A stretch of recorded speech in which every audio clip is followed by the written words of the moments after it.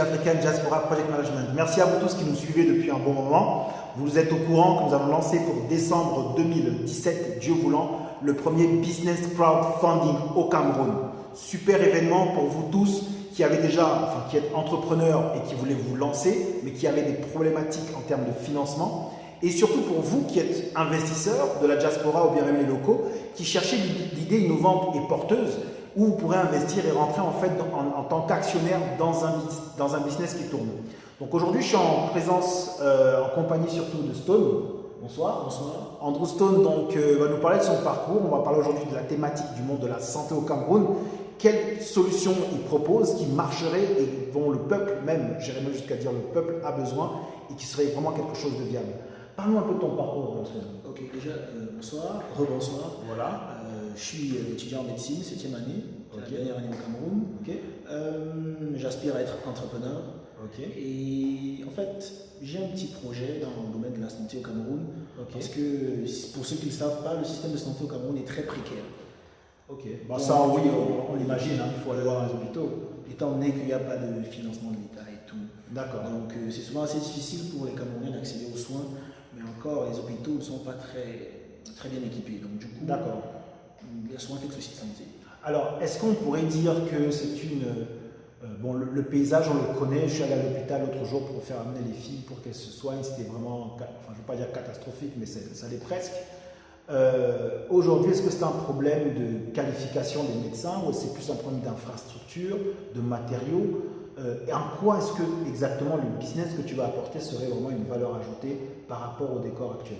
Ok, d'accord. Déjà, ce n'est pas un problème de qualification des médecins. Okay. Les médecins camerounais sont compétents malgré ce que les gens pourraient dire. Okay. C'est surtout un problème d'infrastructure. Les hôpitaux publics sont mal équipés, okay. Donc du coup, c'est souvent difficile d'apporter une qualité de soins aux patients. D'accord. De l'autre côté, sans compter la difficulté d'accès en termes de distance, les meilleurs hôpitaux se trouvent généralement dans les grandes villes.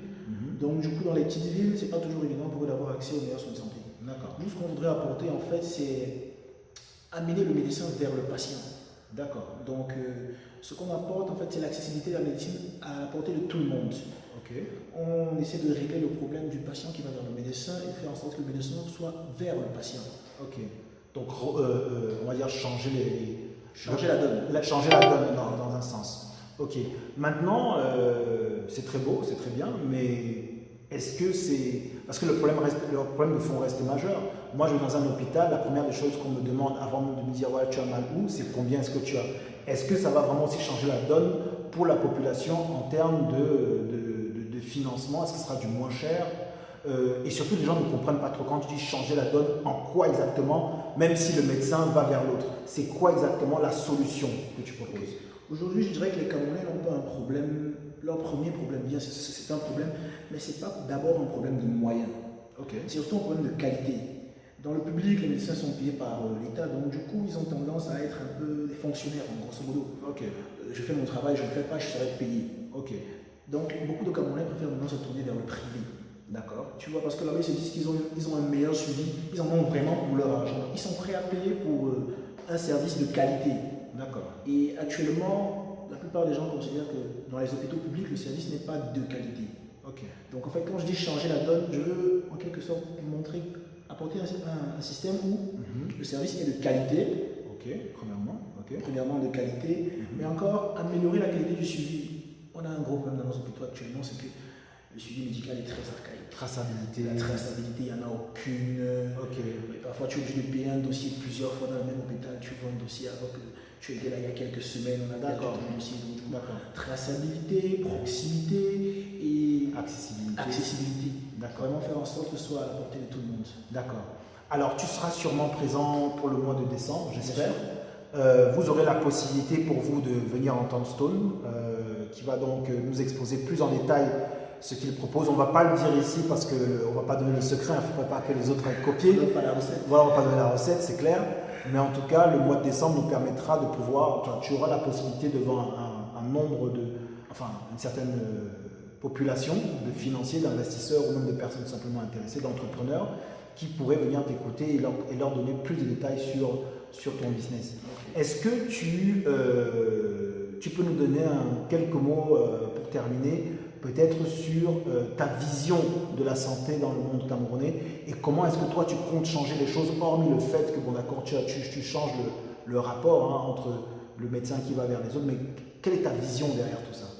Pour moi, le problème de la santé camerounaise, c'est déjà l'aspect public. D'accord.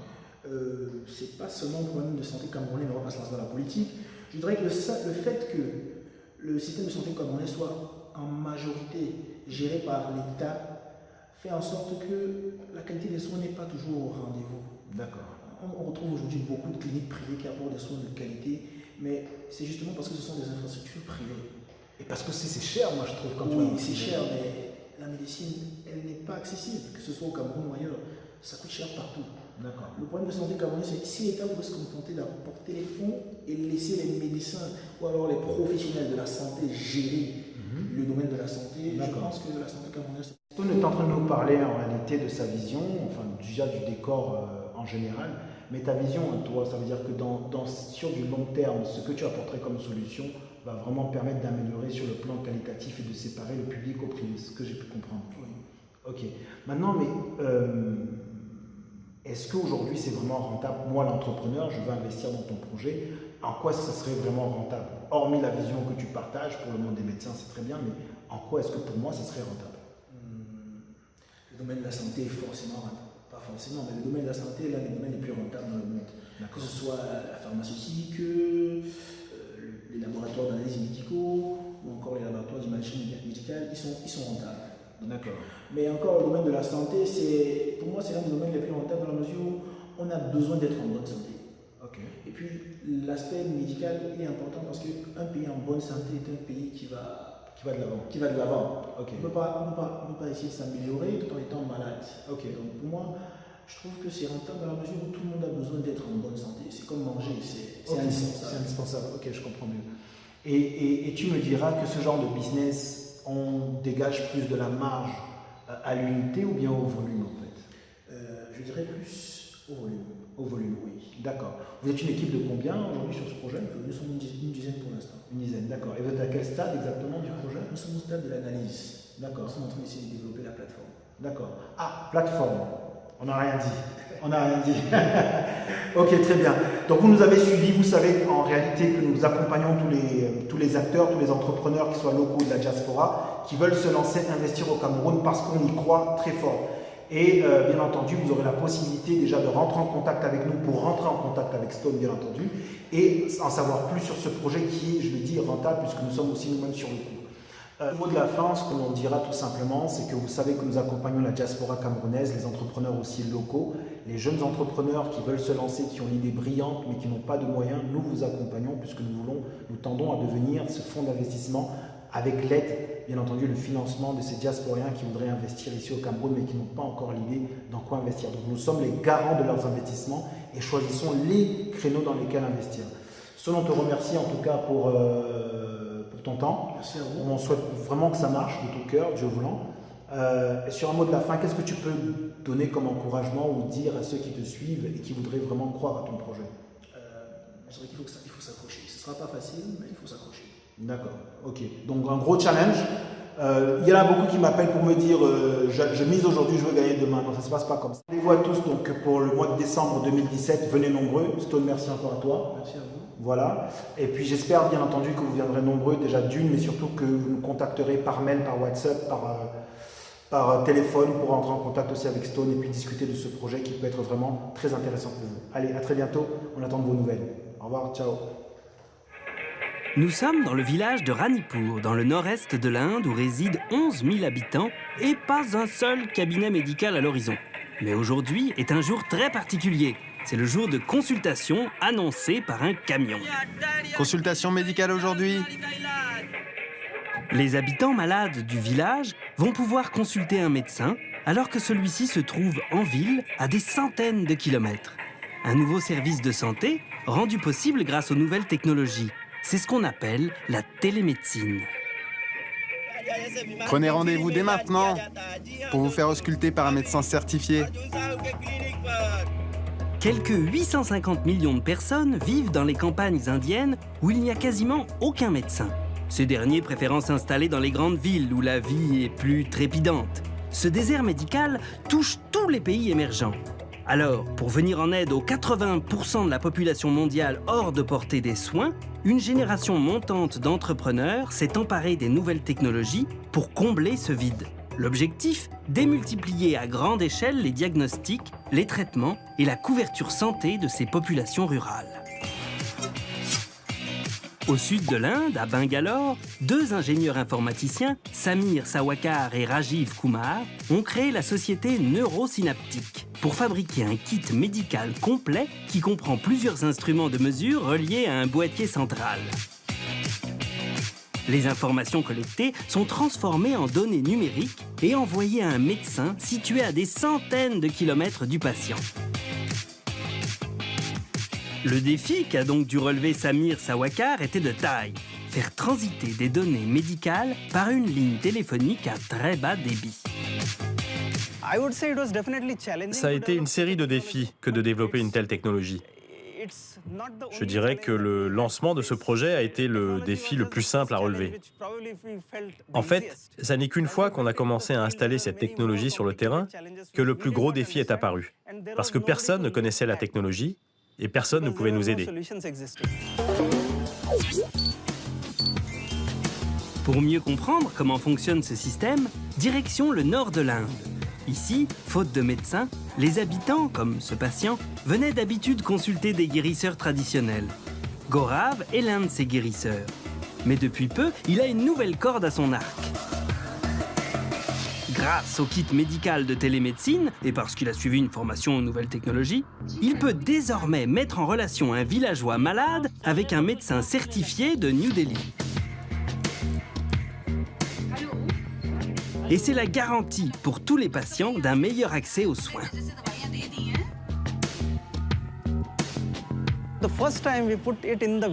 La première fois que nous l'avons installé dans un village et que nous avons réussi à nous connecter à un docteur, nous avons dignement fêté ça, parce qu'on pensait vraiment que c'était impossible jusqu'à maintenant.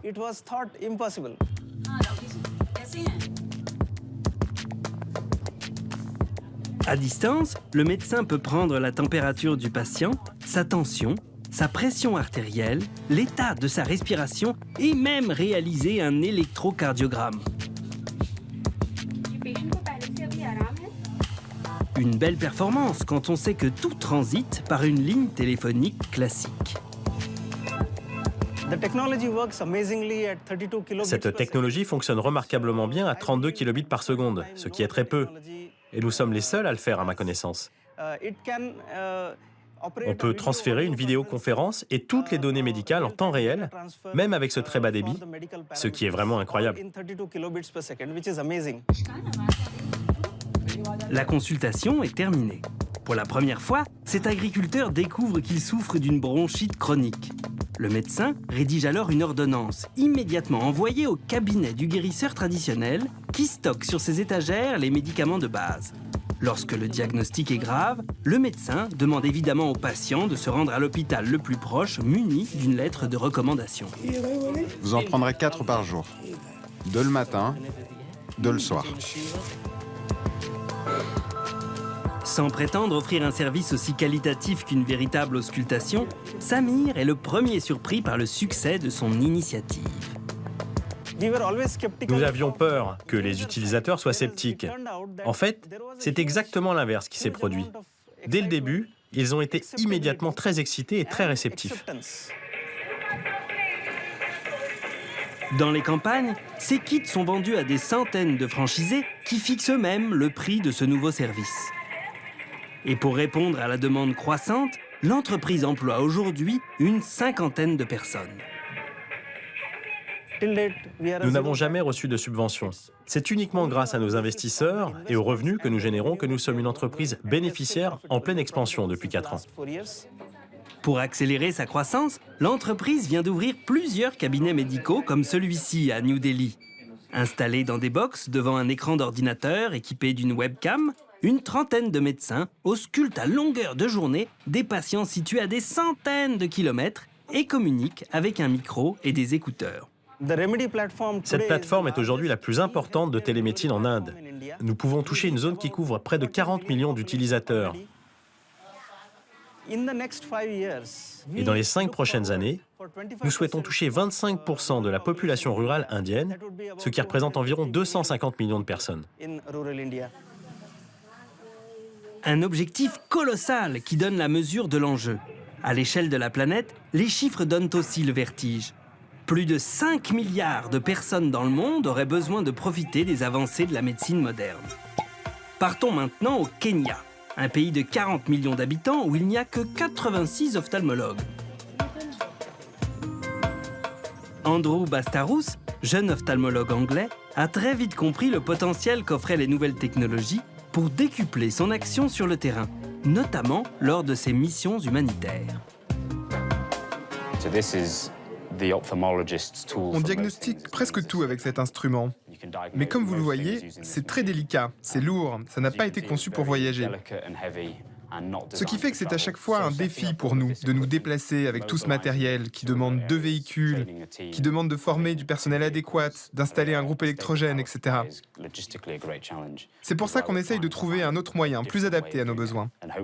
Voilà pourquoi on a décidé d'utiliser le téléphone portable avec un écran de très grande résolution et une caméra HD, dans lequel nous avons installé une application que nous avons créée et que nous avons appelée PEEK pour Portable Eyes Examination Kit, qui nous permet de faire une multitude de tests, rien que sur cet outil mobile. Grâce à ce système, des auxiliaires médicaux partent sillonner les campagnes les plus inaccessibles sur leur motocyclette. Objectif, détecter le plus tôt possible des glaucomes ou des cataractes qui se transforment souvent en cécité complète. Or, dans 80% des cas, la cécité est évitable. Rosaline, par exemple, a 67 ans et commence à perdre la vue. Pour permettre à des spécialistes d'établir un diagnostic depuis Londres à 7000 km de distance, Sam éclaire fortement chaque œil et les filme en très gros plan pour obtenir la meilleure définition possible. L'observation de ces vidéos permettra d'établir que Rosaline souffre d'une cataracte prononcée. Il y a 2 ans, c'était juste un rêve, une idée. Aujourd'hui, c'est une réalité. C'est néanmoins une chose de créer un outil qui marche. C'est une autre paire de manches de le voir marcher. Cette première mondiale, mise au point par Andrew et 2 de ses amis, est encore au stade expérimental. Pour l'instant, tous les diagnostics réalisés avec le téléphone sont doublés dans son cabinet itinérant. La raison pour laquelle nous doublons ici tous les examens réalisés avec le téléphone, c'est qu'il est important de ne pas travailler sur des suppositions, mais des faits scientifiquement établis. Le danger avec une nouvelle technologie, c'est qu'elle peut justement être dangereuse. C'est pour ça qu'on installe tous les jours ces équipements pour doubler tous les tests qui sont réalisés avec le téléphone. On fait ce double examen tous les jours, avec 30 à 40 personnes, et ça, dans 100 endroits différents. Ce qui fait qu'au total, nous aurons 3 à 4 000 tests que nous pourrons comparer pour être certains que l'application du téléphone est aussi efficace que les techniques classiques. Et si c'est le cas, nous pourrons alors déployer cette technologie à grande échelle. Pour l'instant, cette innovation est financée par l'aide internationale. Si cette technique tient ses promesses, elle pourrait permettre de détecter et soigner massivement les personnes âgées atteintes de cécité. Une population évaluée à 45 millions de personnes dans les pays en voie de développement. Une opération qui a permis à Victoria de retrouver la vue. Quand on m'a retiré mes bandages, c'était incroyable. Moi qui étais aveugle, j'ai vu les gens autour de moi. Et quand je suis sortie de l'hôpital, j'ai vu les maisons, les montagnes. C'était incroyable. Je ne sais pas comment exprimer un tel bonheur. Aujourd'hui, je reconnais tous mes petits-enfants, alors qu'avant l'opération, c'était impossible, je ne voyais plus rien. Victoria a pu être opérée grâce à la générosité de l'aide internationale. Une goutte d'eau par rapport à l'immensité des besoins des populations pauvres en matière de santé.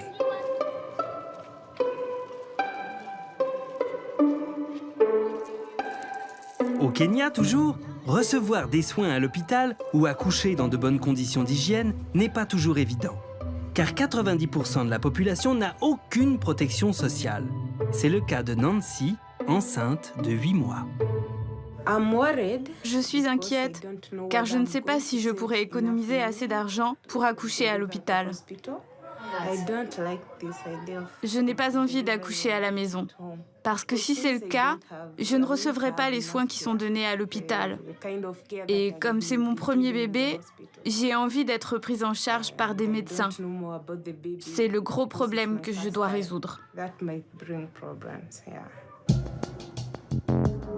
Là encore, grâce aux nouvelles technologies, et en particulier grâce au téléphone portable, le problème du financement des soins est en passe d'être résolu. Pour favoriser l'accès aux soins, Sam Agoutou, cet ancien cadre dans l'assurance, est parti d'un constat simple. Tout le monde a des revenus. Ça peut être très peu, mais tout le monde en a. En revanche, aucun moyen n'existe pour mettre de l'argent de côté pour des soins médicaux.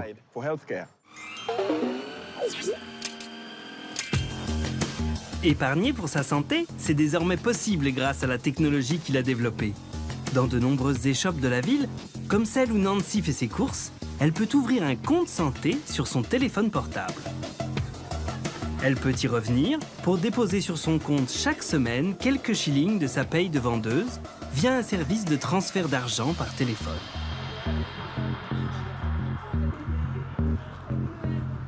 Les dispensaires affiliés puisent alors dans cette cagnotte pour payer les soins du patient et, dans le cas de Nancy, ses frais de maternité. Nous pouvons confirmer que Nancy a assez d'argent sur son compte pour la prise en charge de son accouchement. Elle a 550 shillings. Depuis 3 ans, 15 000 personnes ont ouvert un compte santé grâce à ce système. 4 000 d'entre eux l'ont utilisé pour une maternité ou pour un traitement contraceptif. Le reste a surtout été utilisé pour traiter chez les enfants des maladies comme le paludisme ou la typhoïde.